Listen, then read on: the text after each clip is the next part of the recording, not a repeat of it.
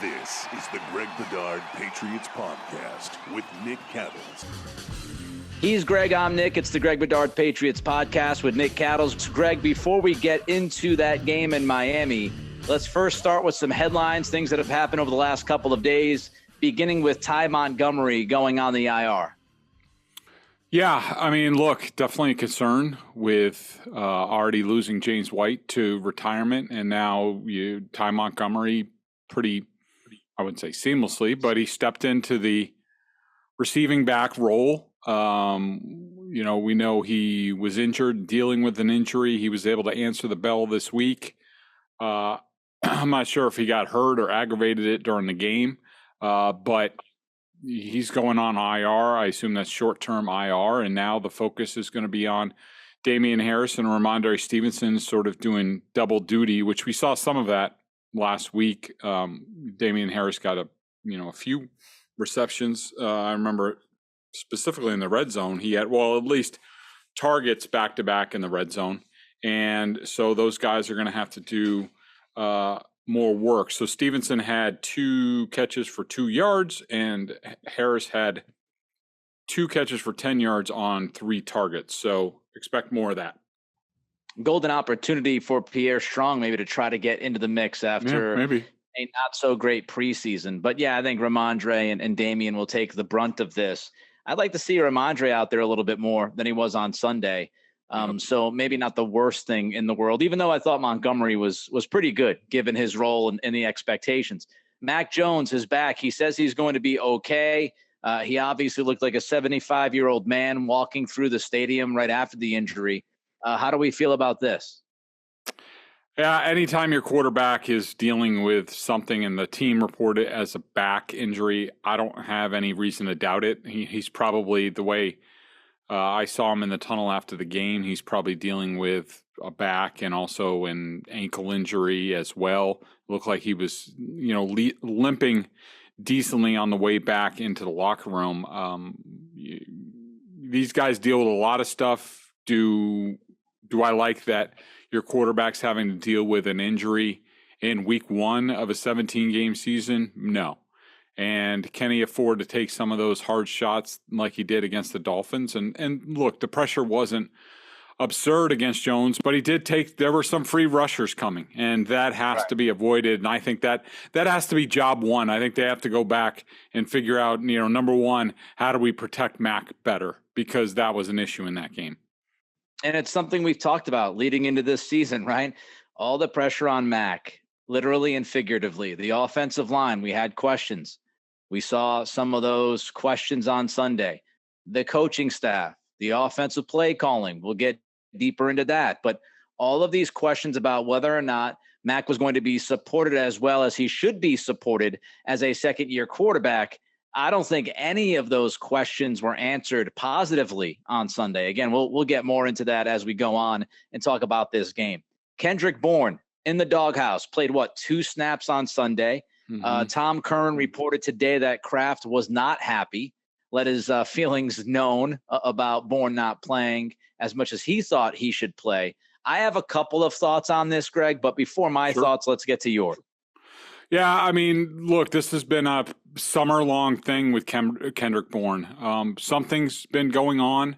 I think it's partly his fault. I mean, look, if he was late for a meeting, as Tom reported, that can't happen. Does he need to really be punished 3 weeks later or what have you, 4 weeks later, whatever it is? I think there's some debate about that. But look, there's been a disconnect with Kendrick Bourne even before that. And I think that's the crux of the issue that I think we've touched on it before, but Kendrick Bourne is the type of player that has to be brought along, has to be coached a certain way. And I think the Patriots were able to, he was a new player to them last year. I think Mick Lombardi, the receivers coach, Josh McDaniels, the offensive coordinator, and others were able to identify how they needed to go about things with Kendrick Bourne.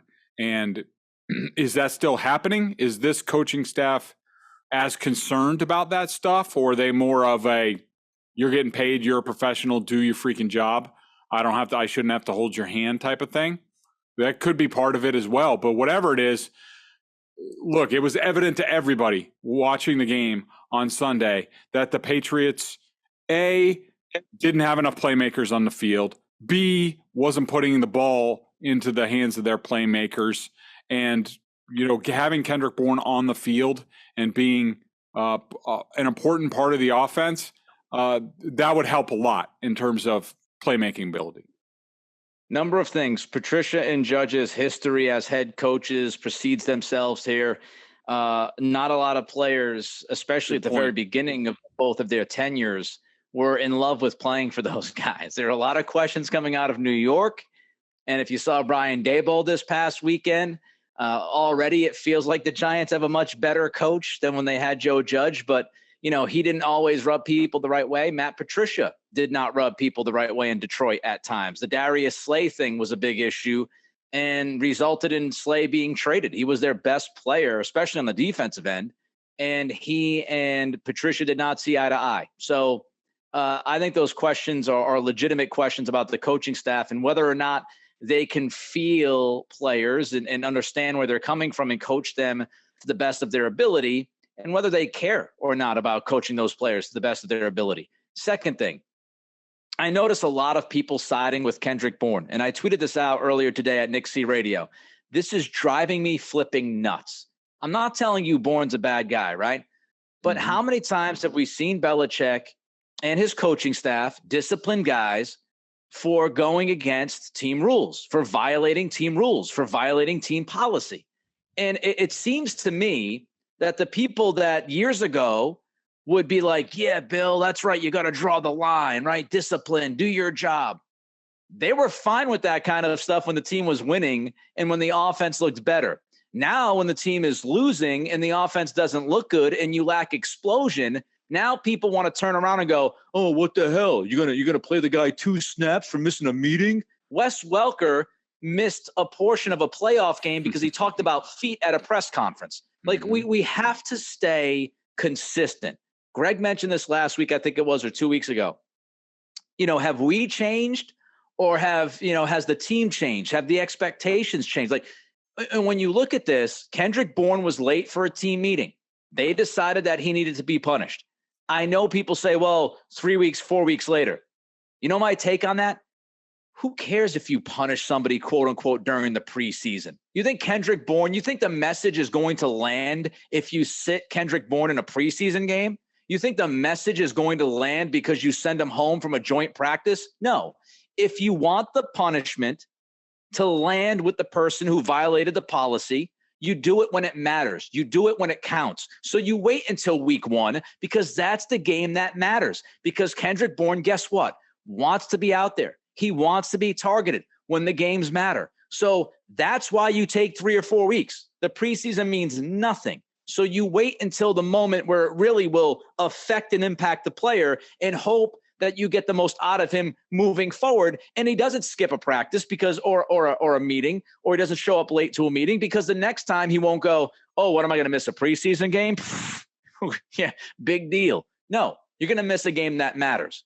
The last thing I'll say about this, I don't like Robert Kraft meddling. And I've been consistent about this no matter what team or sport you're talking about. If the owner is the GM, okay, maybe they weigh in on something like a Jerry Jones. But Robert Kraft has been consistent the entire time with Belichick here. He was not going to meddle. He was not going to get in the way of playing time. He was not going to get in the way of coach discipline. And I feel like the owner should stay out of these things. If you want to weigh in on a player's discipline, then get rid of the coach if you don't trust him and how he's handling the players. You have to, as an owner, to me, sit back and do what your job is. And I do not like when owners meddle. And I think Kraft, however it was disseminated to Tommy Curran, Kraft getting kind of in the way and getting involved in this in week 1, not a fan of it. Owners, be owners. Let your coaches worry about the team and let your coaches worry about the discipline. And if you don't like what they're doing, then fire their ass. If you don't fire them, then you live with what you've got. It's not your job to be doling out discipline for wide receivers, okay? It's not your job responsibility. As much as I love Robert Kraft as an owner, guy's awesome. He rocks. There's no doubt about that. But I don't like owners meddling, Greg. Look, Nick, you raised a bunch of valid points, and just when you were talking about it, and first of all, I think it's a valid point about real punishment, and and we don't know the circumstances, so it's hard to argue about it. But I do think that's valid, and especially if maybe, and judging from the demeanor that we've seen of Kendrick in the last few weeks, because I don't think he's been available to us at all since the whole Panthers preseason game thing, and and I think that did he not learn the lesson? Did he not snap into place? Yeah, that's possible. I think, but the thing is, listening to you, I think the overriding thing for me is I can't believe we're talking about this stuff with the New England Patriots after week 1 of the season, and let alone the next guy we're going to talk about, Trent Brown. I mean, this just sort of shows you where this team is right now, and what sort of tenuous ground they are treading. That, and I know a lot of people flash back to 2014. I was on Felger and Maz today. Some guys like, they got it straightened out in 2014 or whatever. And I just went off because it's not the same thing anymore. It's not even close. You don't have the same offensive line coach. You don't have the same coordinator. You don't have the same freaking quarterback. And but all of this stuff is going on now. Like it just seems, this isn't Lawyer Malloy, they hate their coach type of thing. It's, it's a different time. They had won a championship and things like that. It's just interesting that we're talking about all this stuff that sounds like dysfunction when you're talking about the New England Patriots in week 1 of the 2022 season. Yeah. I mean, look, I'm not writing him off by any stretch. It's just, you're right. We're talking about these things right out of the gate. And a lot of these things, what will bug me the most, and I think we talked about this a few weeks back, if we, kind of look back at this season, we fast forward to say December, and we look back and we count out all the things like, okay, yep, offensive line wasn't great. Matt Patricia wasn't great. Joe Judge didn't quite work out. Mac Jones didn't develop the way we hoped he did. These are all things that we're not football experts, but these are all things we have been discussing for the past few months, saying, hey, if it doesn't work out, this is what it's going to look like. It's only 1 week, but it's to keep a running toll on what's going on. It really bugs me, the inconsistency. Like if you're going to praise Bill Belichick for his disciplinary ways and for drawing lines when you're winning, and then flip-flop because you're losing, it doesn't work that way. Bill Belichick's not going to walk in after doing this for 23 years in New England and say, hey, you know what, guys? Yeah, you're a little late to a meeting. Oh, well. Like, that's not – the dude is 70 years old. How many people that are 70 years old that you have known in your life change at 70 years old? Right. Like, Bill Belichick is who he is, for better or worse. And sometimes being stubborn is good. Sometimes stubborn is bad. And we'll find out with this coaching staff if stubborn was good this time around. Trent Brown, you just mentioned him.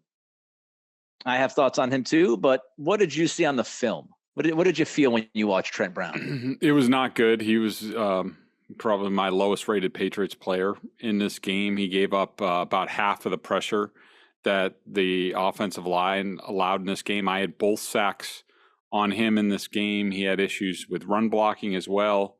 I wouldn't say that you can question his effort. Like, I never said, well, he's not trying, but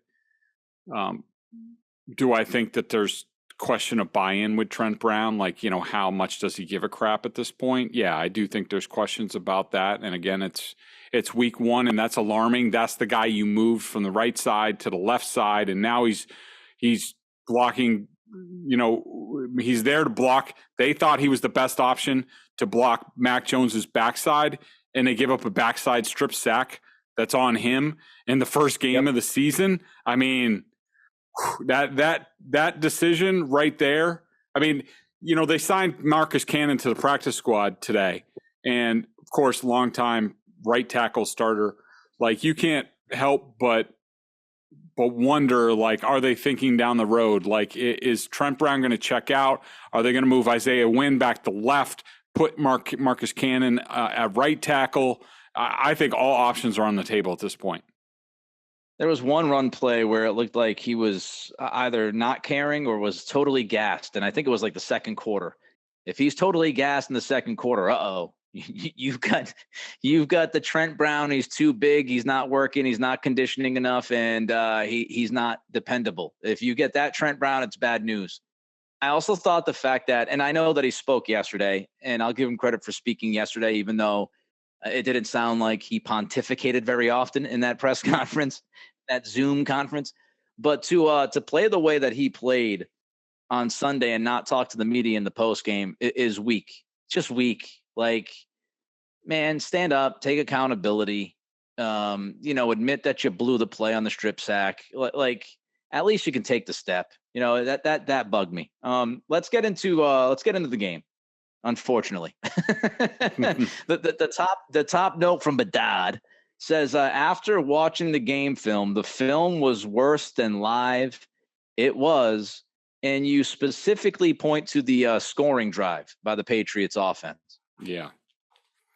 We'll get into the nuts and bolts in a second because I kind of want to go through a couple some key sequences on that drive and also the two sequences that ended drives in the second half when they had a chance to get back into the game. But, just in general, Nick, we've been doing this a while.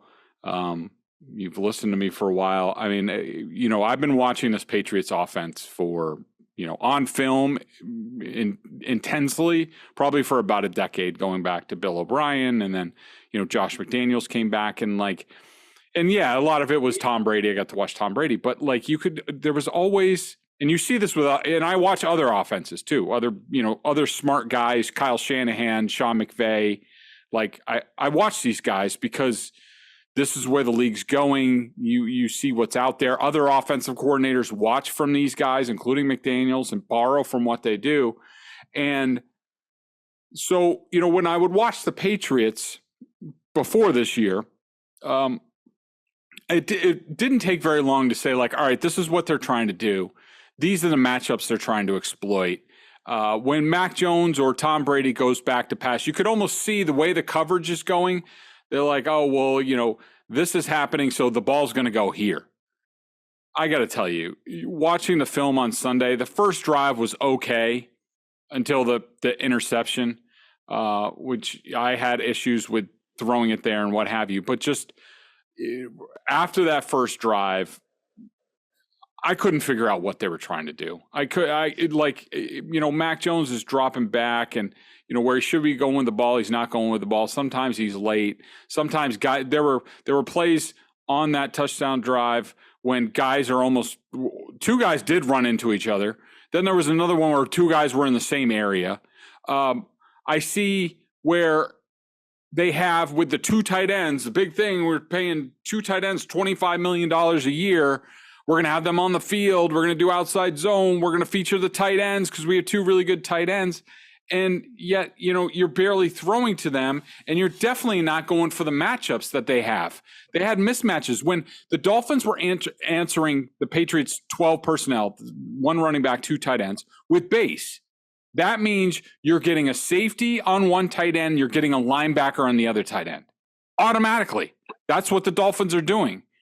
And so either way, you have a mismatch. If it's Brandon Jones against Hunter Henry has a size advantage against Brandon Jones, the safety.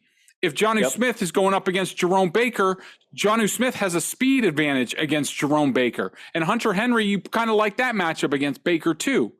Yet they're not throwing to that. They're not doing things to accentuate those mismatches. They're instead throwing jump balls to Devontae Parker against Howard, who has had his number going back to when they were teammates with the Dolphins. And so, it's just, there's no cohesive plan. It's very basic. They ran two personnel packages. They ran play action, I think, twice in the whole game. I thought it was once. It might be twice. Twice. This is the whole thing with the Shanahan system. All right, you're going to go outside zone run, then you're going to pull play action off of that same looking run, but then you're going to throw a play action pass off it. That's like the whole offense. I caught some highlights of the Minnesota Vikings. Kevin O'Connell goes out there, was with McVay, knows that system. And all I kept seeing with Vikings highlights was Kirk Cousins, going back, tucking it, doing a really good play action fake, and guys, Jefferson's wide open, Thielen's wide open, because that's what that scheme that helps get guys wide open. No play action, very little motion, very vanilla sets, and the biggest plays of the game, they're going shotgun 11 personnel with 3 wide receivers, and they're all just standing there, static, and then they go out. It's like, dude, like, you got to help these guys out. That's what they got last year with Josh McDaniels, where, when you have an offensive coordinator that says, all right, what do I need to do to help these guys? How do I help these guys get open against this team and this coverage? And this is what I'm going to call. None of that stuff is going on. And, Dan Orlovsky went on his show on Get Up and said, he called the Patriots offense dysfunctional. Chris Sims, I was listening to his podcast. I mean, if you don't want to believe me, listen to these other people. Chris Sims, who watches it, says that I don't understand what they're doing with Matt Patricia and Joe Judge. I'm trying to figure it out because the offense is a mess. It just is. It's a fact at this point. And like, I was pretty disheartened to watch it finally on film for the first time. All right, it's not a preseason game. They're actually going to run stuff that they think is going to work. And you're just like, I have no idea what they're doing. And I can't help but think that the players are going, if they're not already, they're going to be feeling some of that. And I don't know how they get out of it. No tight end usage. You mentioned it. I don't think they ran 4 wide receivers once. Nope. No pre-snap movement, not a ton of pre-snap movement or as much as you might hope.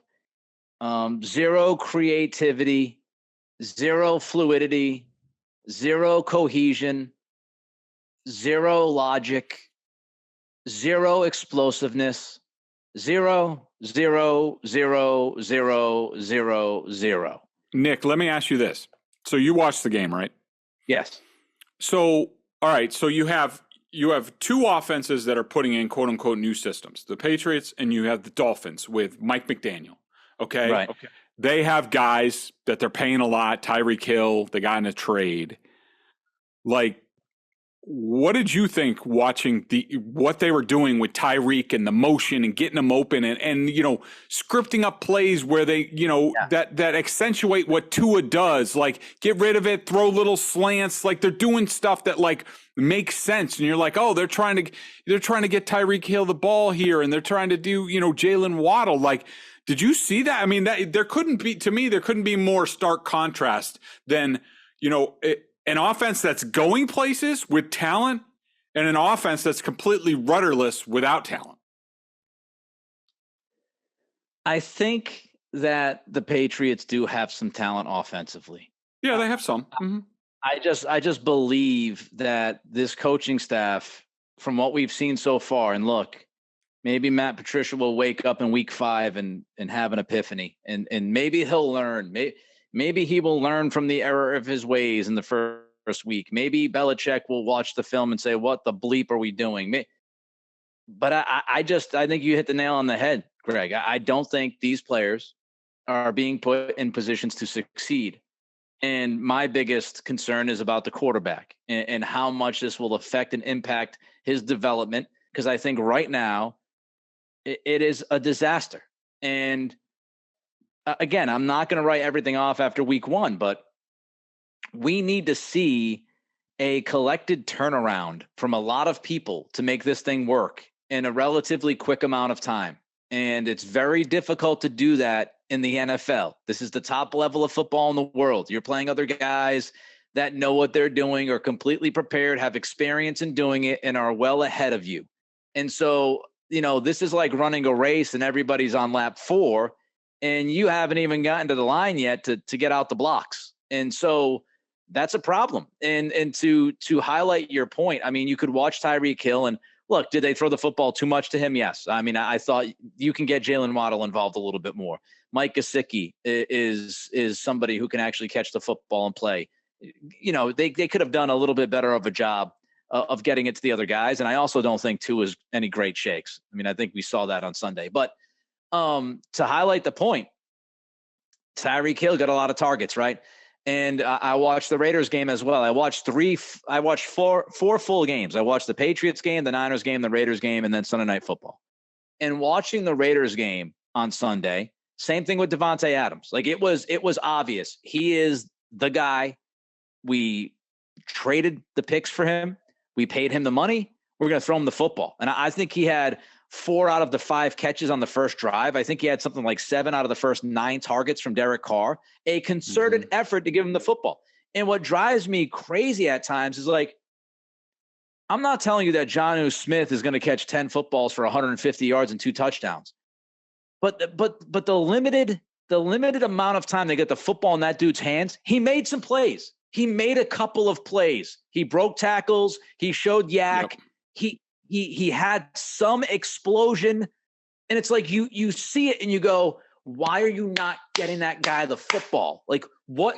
Like Hunter Henry had great chemistry with Mac Jones last year, especially in the red zone. Why are you not giving him the football? You went out and you paid a ton of money for the tight end position. And this is the second year. Hunter was okay last year. But this is I watch it. I go, what the hell? Are you going to run 2 tight end sets and highlight these guys or not? Like, what are you doing? And it seemed like I see people talking about the run game. Oh, they went on they had to go away from the run game because they were down. What? They were running the football pretty effectively. And then it was like Patricia just went away for a couple of series because he was in love with taking shots down the field or doing something else. Like let's get to Mac Jones. How did he look to you? Shaky. Like he's regressed. I mean, I think a lot of Mac. I think he's good. I think he's very smart. He needs to have a plan. He needs to have confidence in what he's doing. I had him for 7 minus decisions in this game, which is 2 or 3 games worth normally, 3 or 4 games worth for him. Where I'm just like, why is he going with the ball there? And some of it could be, I know a lot in this offense is like, we're just going to run this play that's called and, just run it. There's not a whole lot of audibling at the line of scrimmage. There's some checking and things like that. And you see Mac doing a bunch of hand signals. But I thought that he was, largely unsettled, didn't see it clearly. The pressure didn't help. The scheme didn't help.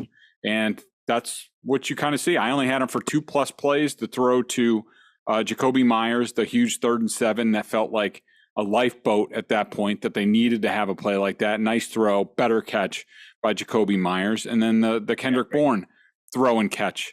Outside of that, I don't think anybody could really, talk about a play where Mac Jones stood out. I remember there was one 3rd and long play where, he tucked it. I think it was like 3rd and 12, and he tucked the ball and he ran for like 2 or 3 yards.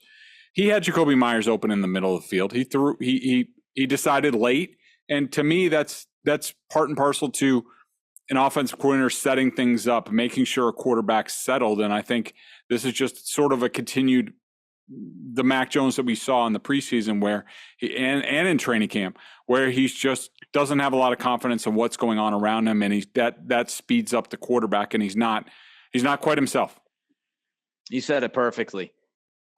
It almost screams like he's thinking too much. He's too concerned about, all right, is the offensive line going to block for me? Are they going to blow an assignment? Are we going to get the right play call in? Are we going to get it in time? Do I trust my receivers? Do I trust this? Do I trust that? And look, I give credit to Matt because he's going to put on the good face and tell you everything's progressing but it's obvious that the Mac Jones we saw on Sunday was not the Mac Jones we saw during his rookie season. And I don't think Mac Jones woke up and forgot how to play football. So I'm not going to excuse all of his mistakes this year. Certainly not going to do that. And some of it will absolutely be on him. But when we talk about young quarterbacks and their development, this is why we say it's the most crucial function of any organization in that league. When you have a young quarterback, you have to do it right. There are some questions about Trey Lance in San Francisco and whether or not Kyle Shanahan is doing it right.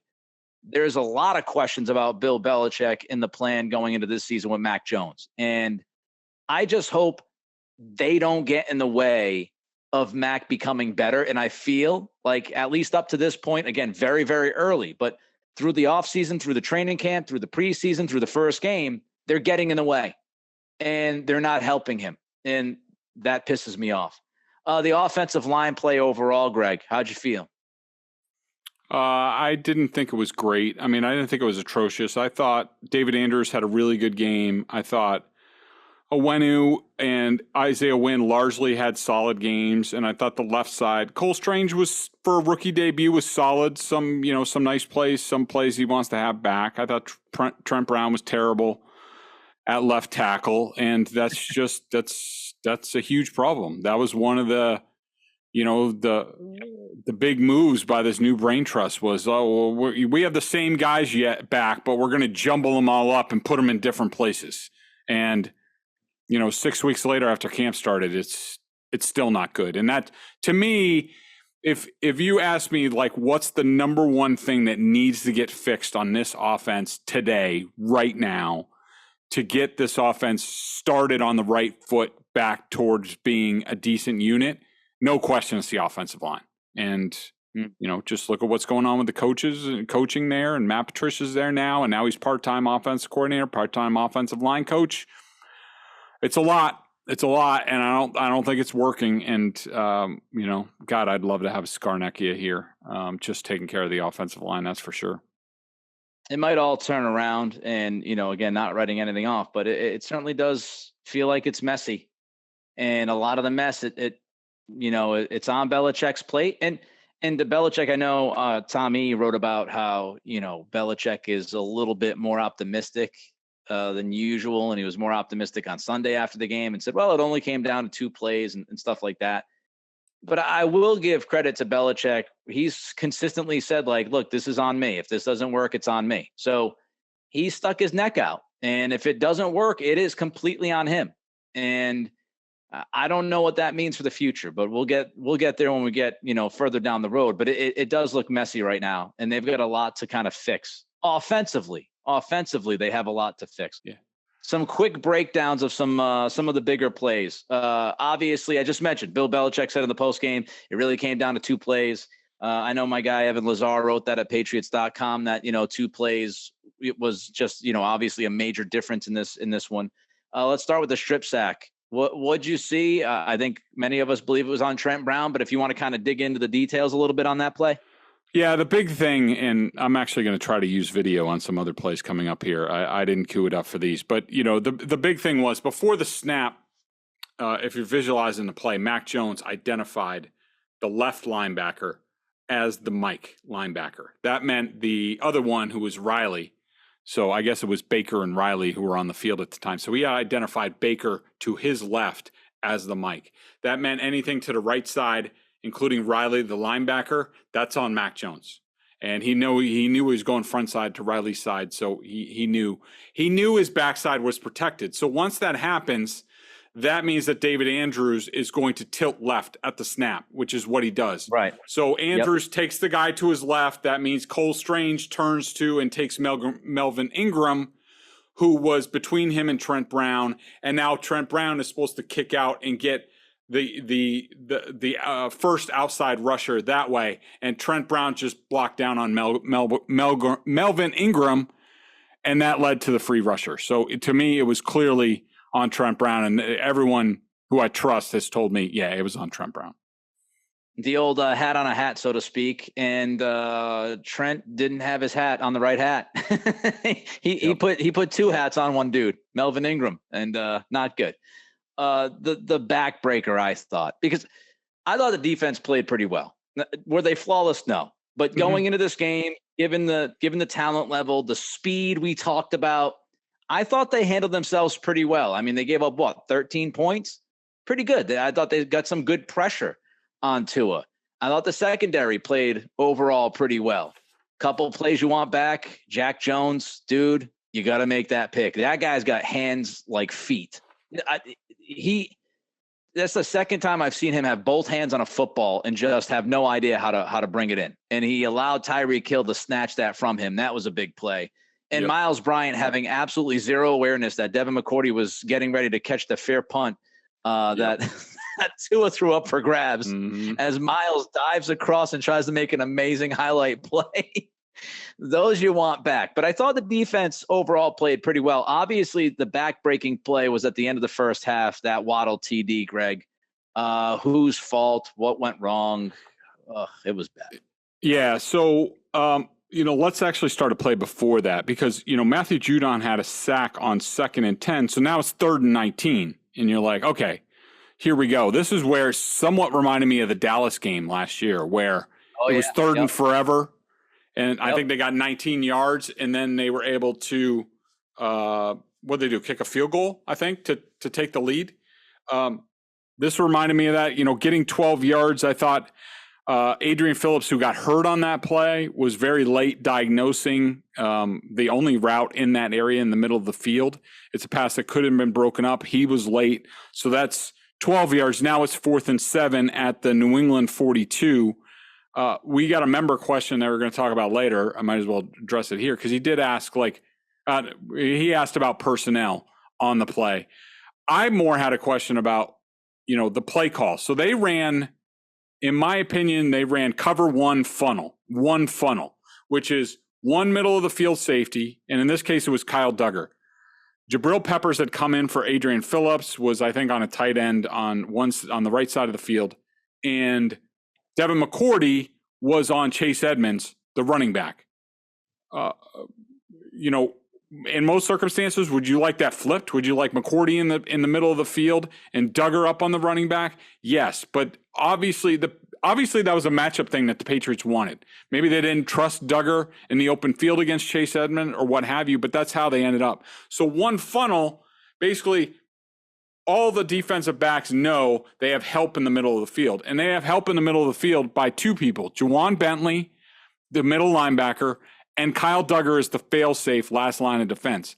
And so Jalen Mills lets Jalen Waddle go to the middle, which he's supposed to funnel the player to where you have help. There were two problems on this play. Juwan Bentley, for some reason, drifted off his mark, or what I think his mark should be. I think he should have been in the middle of the field. If he's there looking around, hey, which routes are coming in the middle, all of a sudden he starts floating over to Jalen Waddle, and if he doesn't, get a hand on the pass, then he's there to help make the initial tackle. That doesn't happen. He was out of position. Tua threads the ball in there, and then, of course, you have Kyle Duggar, who initially, when he breaks down, is in position, but for some reason he leans to his left, and that's all it took for Jalen Waddle to be gone for a touchdown. Wasn't good. 2-man under it was asking to go to the member question why Bentley was on and was in on that play. And, why not play dime or dollar? Some of those questions, as you mentioned. But, yeah, I mean, it's just it was obviously not good. All right, let's break down a couple of drives that you want to look at. The scoring drive you mentioned, people might say, oh, they scored. You don't think it was a very good drive. And I think there are one or two more that you want to go through. So I'll kind of sit back. You've got the screen up for people on YouTube, which is awesome. If you want to watch the podcast, Greg is now a technical whiz. He's got this screen sharing thing. He's learning as he goes. The man is learning here, and he's going to break some stuff down. So I'm going to watch it like you watch it at home, and Greg's going to take over on these drives. So, Greg, take it away, my man. And feel free to ask any questions. So, I mean, this actually started, 1st and 10, a couple of plays. Right now I'm on the 4th and 1 play. A couple of plays before this, 1st and 10, Jacoby Myers had the easy sort of reception. Keon Crossan blew the coverage. The defensive coordinator wanted to rip Keon's face off, where he just very easily caught a ball, went out of bounds, 7 yards. So it's 2nd and 3. So then they go Stevenson off left tackle, no gain. Great blocking up front. 3rd and 3, Damian Harris gets like 2 yards, maybe. But so this brings up the 4th and 1. Okay, so the Patriots are going for it. Okay. The Dolphins are late. They're going. They have 2 to the left. Is this? Okay, that's like Harris. That's Harris. Okay. But so what's going to happen here is you have Harris and Devontae Parker. You have Jacoby Myers, and you have Jonnu Smith. And I think this is this Aguilar? Yeah, it's Aguilar. They had him in the background. So what you're going to have here is Jacoby Myers is setting a pick right there. They think they're going to get they really wanted to get Aguilar in the flat here, but I think it's Baker reacts well. He sees it coming. He's out there. Okay, so the rub route, the pick play just does not work. It wasn't a good play call for this coverage. They rushed up to the line. They didn't really know what they had and couldn't check out of it. So you have Jakobi Meyers laying a pick down here. You're going to have another sort of rub route right here between Damian Harris and Jonnu Smith. Okay? Harris is open in the middle of the field. You'll see from the end zone, there's a lot of traffic. And really, he doesn't have anything at this point. And so he's just throwing. I hate to cut you off, but are you closer to the mic? Because you're coming across a little bit hot now. Wonder if your angle changed because you're going over it? I don't think so. Just want to make sure that I'm not screaming at people. That's better hot. No, it's better now. I'll stay away. So watching from the end zone, really they think they're going to get man coverage, maybe a blitz, and Aguilar. We're going to sneak him out of the backfield, be really sneaky. The Dolphins were somewhat alert, it looks like, to Aguilar being out here. They have it fended off. They thought this linebacker was going to be in man coverage, and Baker actually makes a really nice play by kicking out on Aguilar. Now, basically, the play's screwed up. And you do have – it'd be nice if Harris just sat here in the zone, but he keeps going across, and that's not going to work. Now, Jakobi Meyers and Damian Harris run into each other, which is awesome. And now Owenu's giving up a pressure, and they just throw up a prayer. That's 4th and 1. This is a scheme play where they're like, oh, we're going to have this. Landon Roberts is going to be in coverage, which he probably is, but Baker kicks out on it, and basically what they wanted is blown dead. Okay, but they get away with the penalty, which basically bails them out, which I thought was a gift. Okay, now we're going to come up here to Stevenson run for no gain. So we had a prayer. This is the second no gain run in about 4 plays. Jeez, entire line just. Yeah. Yeah, 3 or 4 guys in the backfield as Stevenson got the football. My God. That's bad. So this should be a decent run, except Cole Strange here, see how he gives up leverage? He's supposed to be on the inside shoulder. He's got help here. He's supposed to be on the inside shoulder to basically give a lane. There should be a lane there for Stevenson to run through. But Cole Strange loses leverage. Jonnu Smith loses leverage. I think that's Isaiah Wynn. It's a party in the backfield. Right. 3 Dolphins right there to meet Ramondre Stevenson. 3 guys as soon as you have a 4th guy coming in around the corner, but you had 3 guys. You literally had 3 dudes in the backfield as soon as Stevenson gets the football. Yep. And here's the Jonnu Smith play that you liked. I think he busts a couple tackles. But again, this is a bit of a bust by the Dolphins. It's very accidental. Hey, play action. Okay. He's supposed to be. Do you see these 2 receivers? This is Myers here, and this is Aguilar. This is play action, boom, over the middle. You have an under and you have an over. And Aguilar should be coming on the over route, but watch what Aguilar does. Well, I'm going to run into the same area as Jakobi Meyers. I have no idea what reason. Oh, my God. Like Nelson Aguilar should be wide open right here. Mac is looking there. If he runs the right route, it's a big play. It's 1-on-1 with the safety, but he doesn't run the right route. Give Jonnu Smith. The Dolphins miss a couple tackles. Watch Jonnu Smith here. Got some good finish to this play. That's what I like. He had good finish. Yeah, this is Jonnu's coverage guy, and he just gets caught in the wash on the play action. The Dolphins were probably startled that the Patriots actually ran play action. So he's trying to catch up, and he's late. It really should be about a 2-yard gain, but they screwed up. So now they're in the red zone, okay? And I'm even thinking in the press box, I'm like, all right, Hunter Henry time, Jonnu Smith time. Here we go. And what do? First play. First down, 8-yard line. So 1st and goal from the 8. Max in the shotgun. He puts Smith in motion. He's got Harris to his left in the backfield. So no motion. No motion here.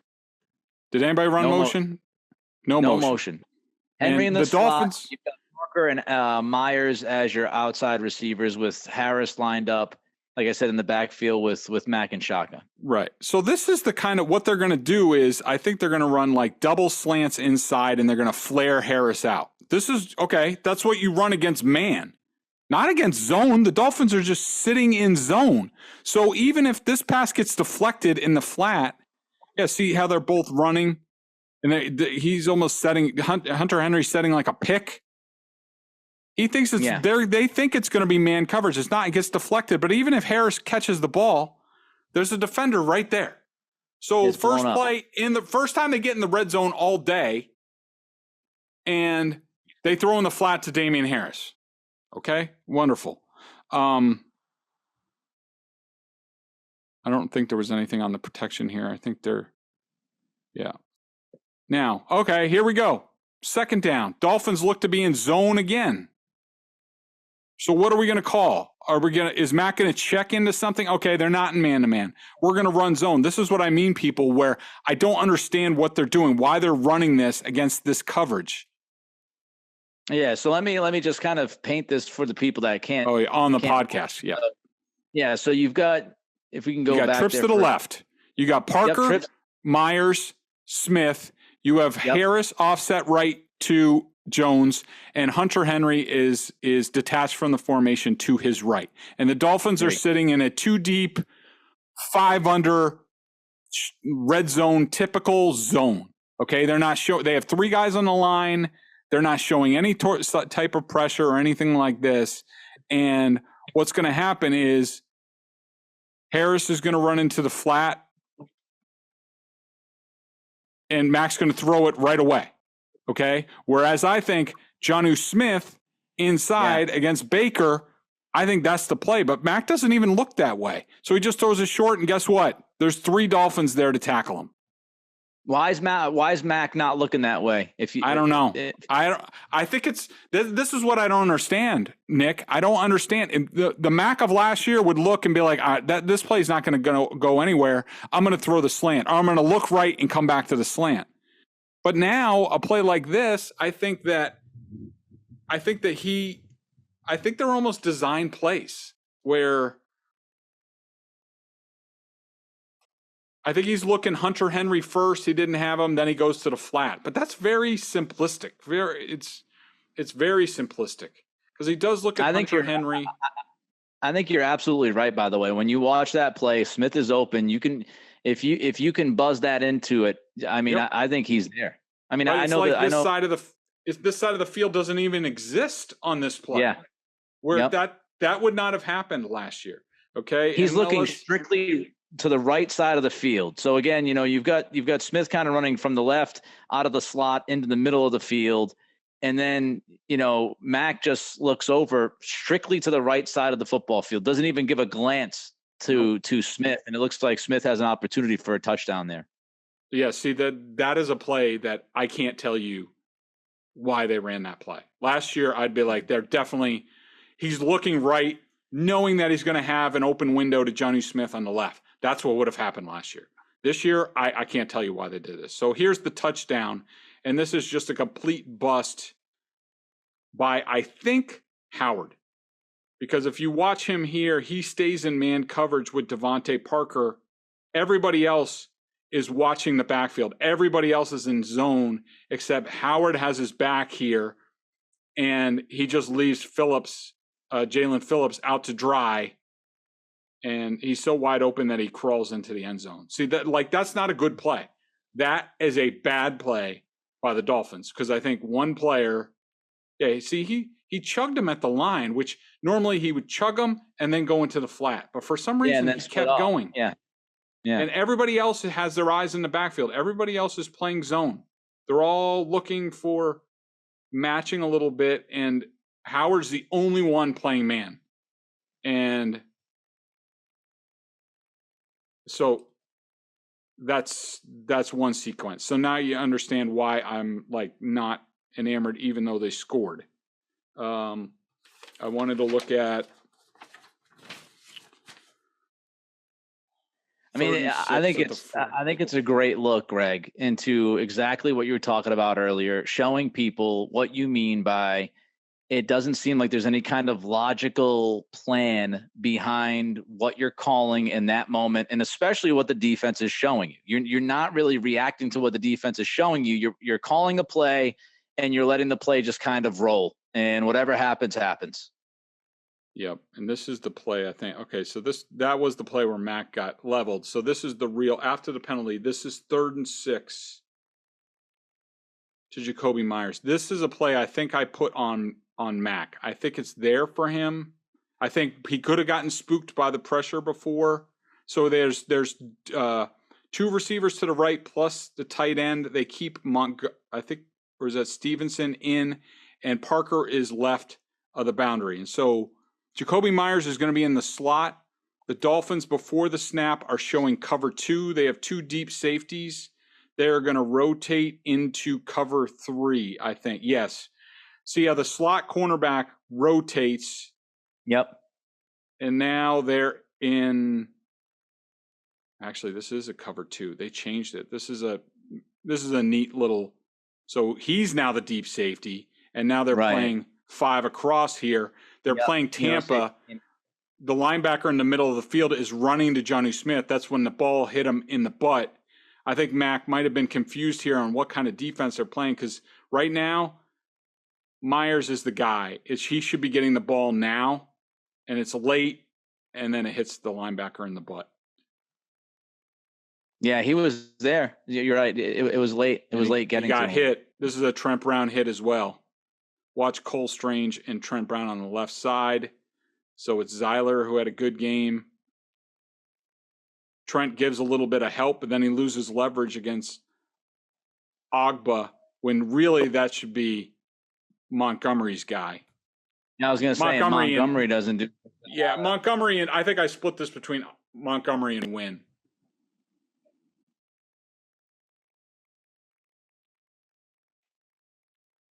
Oh, so Ogba ends up getting the hit, which was Trent Brown's guy on this. So another hit for Trent Brown here, which still, to me, the ball was late by Mac. So that's 3rd and 6. Let's go forward to, all right, the last 2 plays we're going to look at are the 3rd and 3, the run to Montgomery. Here it is. So what the hell was that? 3rd and 3, Montgomery up the middle. What? Look, here, I'll show you on the end zone. Like, you run the football there, you run the football, I would think, because, you're saying to yourself, all right, well, if we don't get it, we're going to run another play, right? But still, if you're going, and I understand the idea of Montgomery as a pass receiving back, so maybe you're throwing him for a loop a little bit. But if I'm handing the football off on a 3rd and 3 at midfield, I'm giving it to either Stevenson or Harris, with all due respect to Montgomery. And this kind 100%. Of, one of the things that would bug me about McDaniels, and I think McDaniels overall is a really good play caller, really good offensive coordinator, but he's not flawless, and he had some things that drove me nuts. And he did this on Sunday, and I tweeted out a joke about it. But every once in a while he'd have like a 3rd and 2, 3rd and 3, and here comes Brandon Bolden, handoff right up the middle for a yard, and it's like, what the bleep are we doing? And I just had flashbacks of that when I see Montgomery get the handoff on 3rd and 3 straight up the gut. I don't get it. Yeah, so I wonder, again, they're in 12 personnel with and right now we're looking at the end zone view. We're looking at Mac Jones, the butt of the Dolphins. So to our left, the Patriots' right is Hunter Henry and Jonnu Smith, because God forbid they're in anything else except 12 personnel. Ty Montgomery is the running back. What's interesting on this play, again, this is another play where I don't understand what they're doing this year compared to last year. The Dolphins are showing, not quite to a T, but they're showing what's called a bear front, where they are covering up the center and the 2 guards. So it would make sense. You see this, they have one linebacker, one stack linebacker.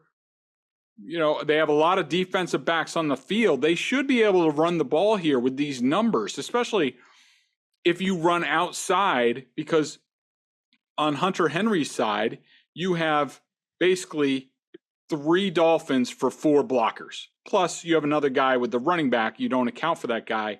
If the numbers are even, you're like, okay, he's got to make a play. But right. instead, normally you see this and you check to a run that goes off tackle. Go off tackle, probably off of Isaiah Wynn. I think this is Yadni Kajust at this time, which is part of the problem here. And instead, they go up the middle where the big guys are. And Seiler completely makes Yadni Kajust whiff right here. This is something else for this. Watch this. Just completely sidesteps Yadni Kajust. Look at John Smith. Play. John is infuriated. He's just frustrated. Wow. He just blows by Kajust. Yep. And, it'd be nice if, look, again, this is a failure of execution. It really is. Where Kajust, two guys are going for Seiler here. You got to make that block. And if they do, they probably pick it up because there's nobody there. But it's bad execution. I don't love the play call. I don't mind the run. I don't like the personnel. But now that leads us to 4th and 3, which this was largely the last hurrah with Aguilar's fumble. And this is another play where they have trips to the right, Parker, Myers, Henry. They have Jonnu Smith, 12 personnel again. No motion on this play, as you'll see. Ty Montgomery's in the backfield. I want you to watch Devontae Parker here.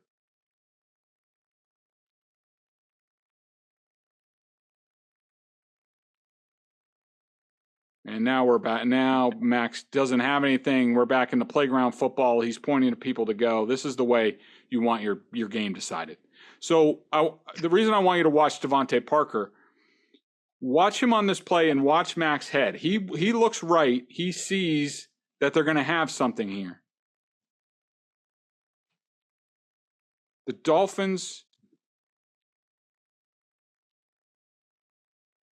they're playing a version of cover 2, but Devontae Parker comes out. Howard stays in the flat with Myers. If Parker stops right here, which Mac's looking right at him, Mac is looking right at Parker for him to just stop or go to the sideline. Just stop right there. Mac puts it on him. They convert. They go. But what does Parker do? He keeps running right at the safety. And now Mac's like, well, I have nothing. Now it's playground ball. And you'll see from the end zone shot, you'll see again, watch the stripe on Mac's helmet. Like you'll see, well, from the front, you'll be able to see the face mask. But watch him look right the entire time. He sees something coming. He knows he's going to have something. He's looking right at Parker. Still looking right at Parker. Still looking. And now he's like, all right.